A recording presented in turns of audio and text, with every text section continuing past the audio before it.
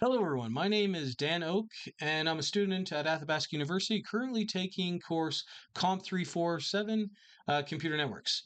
So, for my participation in this course, I wanted to take a slightly different approach and focus on something more practical than just replying to old forum posts. So, a lot of the discussion questions have already been answered many times over the years. So, instead of repeating that, I thought it would be more useful to go through the sample exam questions and explain them in detail. So since the sample exam is available to everyone in the course, there's no issue with working through it like this. So my goal is just going to be cover as many of the questions as possible, ideally all of them, and provide clear explanations that could help anyone preparing for the final exam. So to put these together, I didn't rely on just one source. I worked through the Caruso and Ross textbook, Computer Networking, a top-down approach, the 8th edition, and supplemented that with a few other resources. These included the UMass lecture series taught by Jim Croce. I watched the entire series, and it closely follows the textbook because it's taught by Jim Croce, one of the authors of the textbook. And I also used and watched the entire series of the Epic Network Labs video series, which continues through the later chapters using the same material. So that series also uses the same PowerPoint presentations included with the UMass lecture series taught by Jim Croce, the actual author of the textbook. But his series actually just stops at the link layer. So he doesn't go on into mobile or wireless computing, whereas the Epic Network Labs does. It picks up where Jim left off. I also used the Nesso Academy Computer Networks course, which I found especially helpful for actually working through the calculations and the practice type questions. I think it's a great course.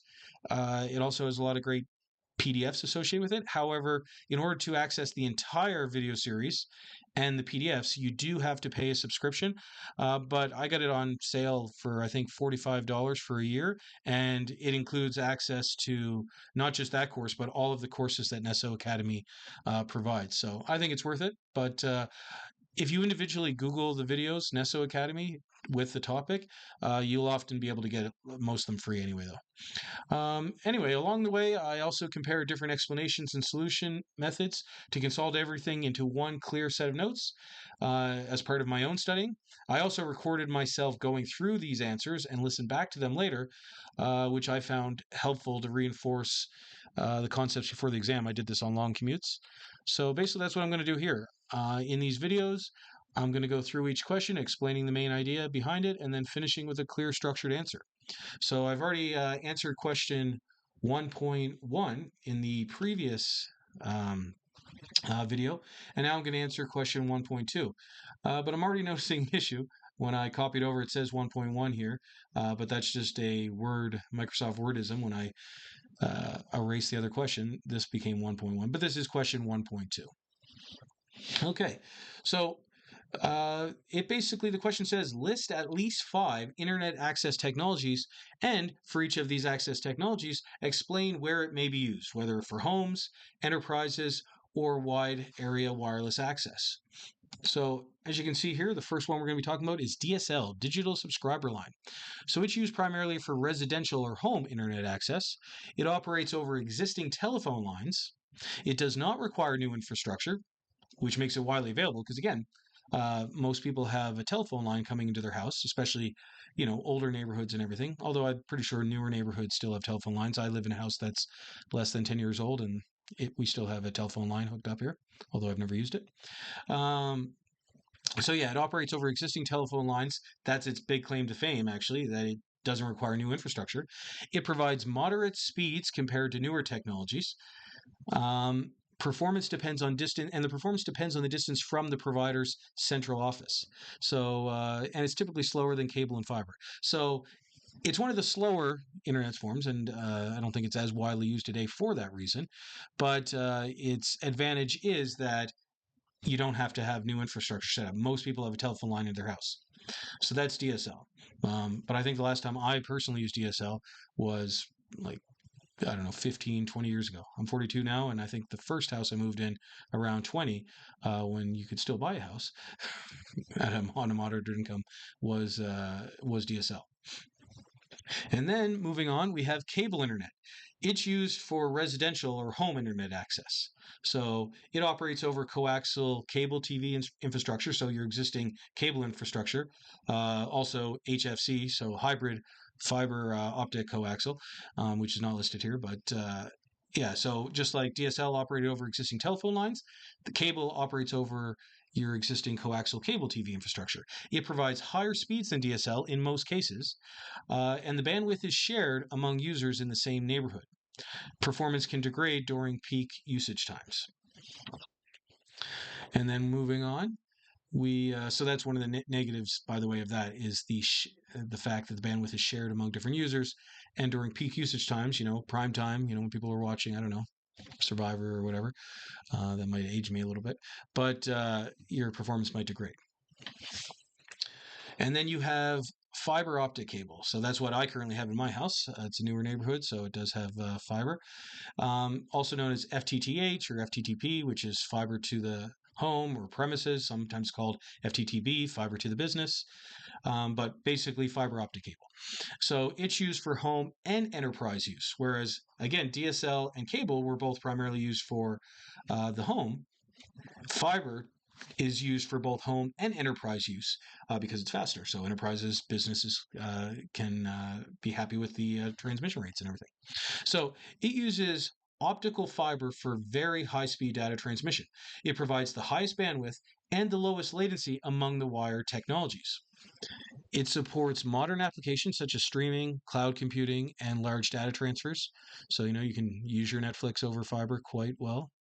Again, I use fiber in this house. And yeah, I've got two teenagers, and everyone could be watching Netflix at a different time or doing whatever else, and it works fine. It is, however, more expensive to deploy, so availability depends on location. So some older neighborhoods may not have fiber yet. Then Ethernet. Tried and true at Ethernet. It's used primarily in enterprise environments. So again, just to compare that, digital subscriber, mostly in homes, cable, mostly in homes, fiber, homes and enterprises, and Ethernet used primarily in enterprise environments. So used for local area networks, LANs. It provides high-speed wired connectivity within offices, campuses, and data centers. Very reliable and low latency. Typically used to connect end devices to switches within a LAN, local area network. Now, it's not used directly for wide area internet access, but it forms the internal network backbone. So it's not used directly, but it does form the internal network backbone. Moving on, Wi-Fi 802.11 protocol. And again, there's all kinds, there's 802.11b, I think we started with, and 802.11n, and then 802.11g, and then we've got AC, AX, we're on Wi-Fi 7 coming up now. So lots of different, so yeah, Wi-Fi AC, I believe, is 5. Wi-Fi AX, I believe, is Wi-Fi 6 and so forth. But anyway, Wi-Fi 802.11 protocol, it's used in both home and enterprise environments, just like fiber. It provides wireless local access within a limited range. It connects devices to a router or access point that is itself connected to the internet, typically via wired technology, obviously. It's considered a local access technology, LAN, not a wide access method. And performance can be affected by interference, distance, and number of users. Cellular networks like 3G, 4G, LTE, 5G is used for wide area wireless internet access. So if you're having local area wireless access, you're going to use Wi-Fi. But for wide area wireless access, you want to be out and about, you're going to use cellular networks. This provides connectivity over large geographic areas through cell towers. It supports mobile devices such as smartphones, tablets, and mobile hotspots. So, when you're on the move. And newer generations like 4G and 5G offer higher data rates and lower latency. And performance depends on signal strength, coverage, and network congestion. So how much traffic is on the network. And then satellite internet. It's used for wide area wireless access, especially in remote or rural areas. It does not rely on terrestrial infrastructure, cables, or fiber. So again, no terrestrial infrastructure. In fact, it's not terrestrial; it's in space. Um, it can serve both homes and enterprises in areas without wired access. So you're not going to use this unless you don't have access otherwise. So like this was typically used in remote or rural areas for wide area access. It typically has high latency due to long propagation distances, especially geostationary satellites. Again, where there's high latency because there is a longer propagation delay. Again, propagation delay is the formula for propagation delay is distance divided by speed. So if the distance is quite large, meaning going from your base station on Earth up to the satellite, you're like 30 to 40,000, you know, miles or kilometers above the Earth. Um, I know one of the assignment questions had this, so I had Googled at the time, but I can't remember. But obviously, you're going to have longer propagation distances. And performance can be affected by weather conditions. So the key classification summary here is for home access, because again, that was what the question's asking. What are at least 5 internet technologies and where might they be used? Homes, enterprises, or wireless technologies? I think I did more than 5 here. Let's count. Digital subscriber line is 1, cable 2, fiber 3, Ethernet 4, 5 is Wi-Fi. So I kind of went a little, you could take a couple of these out if you wanted for the question. But the key classification summary here is that home access, you're looking at your digital subscriber line, your cable, and your fiber. For enterprise access, so your businesses, Ethernet is the backbone of enterprises, and then fiber can also be used because it is so fast and low latency, so it's used both at home and business. Whereas DSL and cable is just home. It's slow, it's older technology at this point. Then you have wide area wireless. That's your cellular networks, 3G, 4G, 5G, and satellite. Satellite, again, only if you don't have access to something else, meaning a rural area, because satellite does have, more delay and everything. And then local wireless, not wide area, would be Wi-Fi. So again, wide area wireless, that's cellular. Local, in your house or in your business or university campus, whatever, Wi-Fi. Important clarifications. Wi-Fi is not a wide area internet access technology. It is a local access method that connects devices to a router, your access point, your router, all that stuff. Satellite is best characterized as wide area wireless due to how it connects over large distances. Fiber can be used in both residential and enterprise environments, depending on deployment. And the overall idea is that the different access technologies exist to balance the cost, speed, availability, and geographic coverage area. So what I mean by that is if you have, like in your home, fiber is going to be a lot faster, has higher bandwidth, all that sort of thing, but it's going to cost you more and it's not available everywhere. You might have older neighborhoods that don't have it available because it takes a lot of cost and effort to lay the infrastructure in the first place to actually put down the glass or the plastic, the infrastructure, the cable.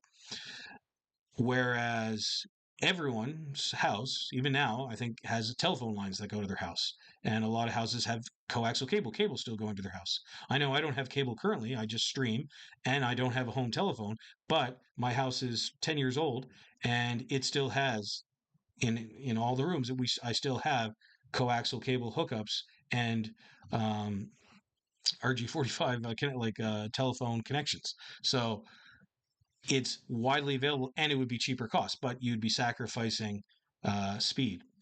So again, different access technologies exist to balance cost, speed, availability, and geographic coverage. Again, availability. Maybe you're in an area where you don't have any infrastructure or anything around. Well, then satellite might be your only option. So no single technology is ideal in all situations. So deployment depends on location and requirements. So that's kind of the notes version. Now this is a little more formal of an answer. Several internet access technologies are used to provide connectivity to homes, enterprises, and mobile users. These technologies differ in terms of infrastructure, speed, and deployment environment. Digital subscriber line, DSL, is commonly used in residential settings. It utilizes existing telephone lines to provide broadband internet access, offering moderate speeds suitable for typical home use. Cable internet is widely used in homes and operates over coaxial cable television infrastructure.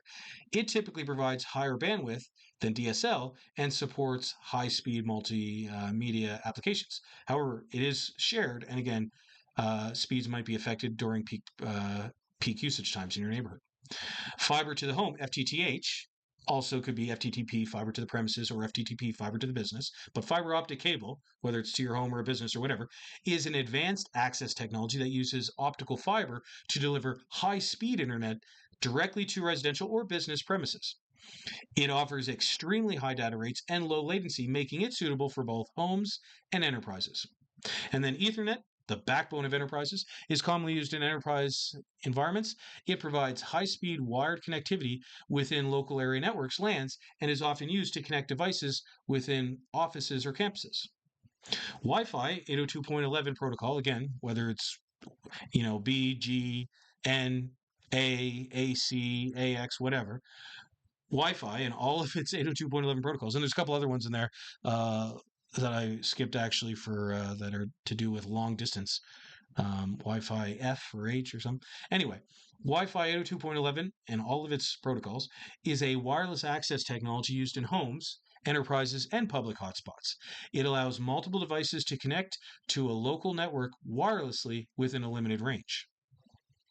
And then cellular networks such as 4G and 5G provide wide area wireless internet access. These technologies are used for mobile connectivity and enable internet access over large geographic areas.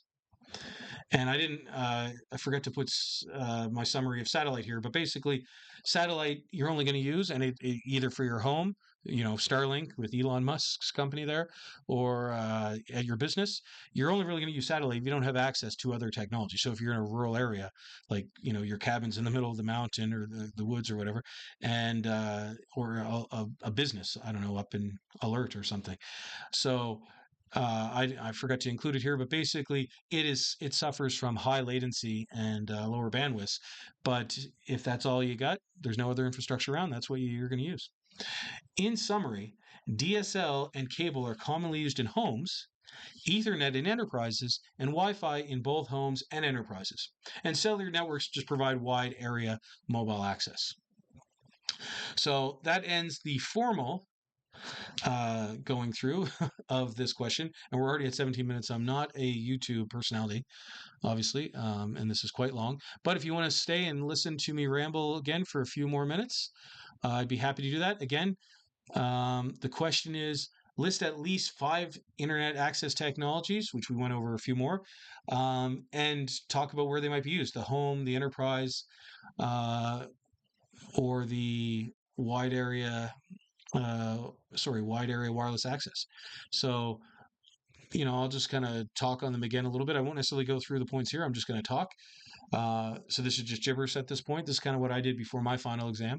So again, DSL, digital subscriber line, it's primarily for home access. So home access, it uses existing telephone lines to provide high-speed internet access to residential areas. And high-speed is relative there. It's the slowest out of all the technologies, really, but it's used in the home, and its advantage is it uses existing telephone lines, existing infrastructure. Fiber optic is used in homes and enterprises. So, sorry, cable, by the way, is also mainly a home access. And it uses the existing television infrastructure, so your cable infrastructure, your coaxial cable coming to the house, and it provides higher speeds than DSL. Then you have fiber. So whether that's FTTH, fiber to the home, FTTB, fiber to the business, FTTP, fiber to the premises, however you want to, whatever acronym you use, fiber provides high speed internet access. Okay. Which is why it can be used both in the home and enterprises because of the high speed, whereas companies wouldn't be using DSL or cable at this point. Ethernet, though, when we're talking about enterprises, Ethernet is typically associated with enterprise access. So it's used within organizations to create their local area networks, their LANs, to connect devices within the business environment. It is the backbone of businesses. And then you've got, wireless technology, Wi-Fi, or mobile 4G, 5G network. Both of those technologies provide they provide wireless access technology. The difference is just whether it's wide area or local area. So wireless typically is providing local area wireless access, like within a home or business, a cafe or whatever. Whereas mobile, your 4G, your 5G, or your earlier technologies, your 2D, 3G, that sort of thing. But your mobile networks are providing wide area wireless access. And then you've got your satellite internet. That's really for rural areas. Okay. It's used for both home and enterprises. So that one fits both home and enterprises. But it's really if you don't have access to anything else. So if you're in a remote or rural area where traditional wired options are limited or cellular networks are limited, then you would have to do that. But so kind of the just to ramble on a little bit more, Ethernet enterprises access is Ethernet's main use. That's where Ethernet is used mainly. I mean, obviously, you still have Ethernet in your home. I still have Ethernet connections here where I could plug in my router directly to correction, my other computers directly into an Ethernet that connect all to my router. So you do have it, but typically most people just use your Wi-Fi, and so do I here in my house. But enterprise access is Ethernet's main use, and wide area access, that's your satellite and your cellular, mostly cellular. Uh, yeah, basically home access is going to be your DSL. So home access is going to be DSL, cable, and fiber. Obviously, you have Wi-Fi at home as well. Enterprise access is going to be fiber as well because it is fast, and you're going to use Wi-Fi and that sort of thing. If you're rural, you're going to use satellite. So again, DSL's main claim to fame is they use existing telephone lines, but you know, so the infrastructure, everyone has it, but not very fast. Fiber's claim to fame is optic fiber is just really fast. So let's see. Wireless, again, it's used both in home and enterprise. So Wi-Fi is for wireless local area networking. It uses the IEEE 802.11 standards. And basically allows devices to connect wirelessly to a network. Your cellular networks, basically, we started with 3G, so that was the third generation after 2G, the second generation, and it's used for cellular phones, your iPhone 16, which is what I use, and other mobile devices, basically allowing you to have internet access and data transfer over longer distances. Then we moved on to 4G LTE, which stands for long-term evolution. And basically, it just improved things. It was the fourth generation technology, so it provided things that faster and more reliable mobile bandwidth internet. So it really, just like 3G and stuff, it just did it faster. It had faster and more reliable mobile broadband technologies. Because we started using more smartphones, tablets, laptops, that sort of thing. And 5G is the fifth generation. So again, let's just go over. I'm just rambling at this point, so if you're still watching, it's just you're hearing me ramble. Digital subscriber line, DSL. Again, it uses existing telephone lines to provide, internet. So it's widely accessible. Everyone has telephone connections in their house still. It's cost effective for that reason because the infrastructure is already there. So it's a common choice if money is an issue, right? And it gives you a dedicated connection. So that's the other thing digital subscriber line does. It gives you a dedicated connection. Okay, but the speed can vary based on the distance from the service provider's facility, so depending how far you are. But it's a dedicated connection. So DSL, dedicated connection, unlike the shared connection of cable. Fiber, again, installing it and getting in neighborhoods is expensive at the start, but it offers significantly higher speeds and more reliable service than DSL or cable. But it's expensive at the start. Mind you, that was a thing in the past. Now I think most neighborhoods older neighborhoods have either got to put in or are getting it, and new neighborhoods I think just automatically have it. But definitely, if you're doing a lot of streaming, online gaming stuff, that you want fiber. Ethernet again, that's the backbone of the internal network of wired technologies, that sort of thing. Yeah. So that's pretty much it. I could keep going on, but I'm still rambling at this point. So that's it. Thanks for watching.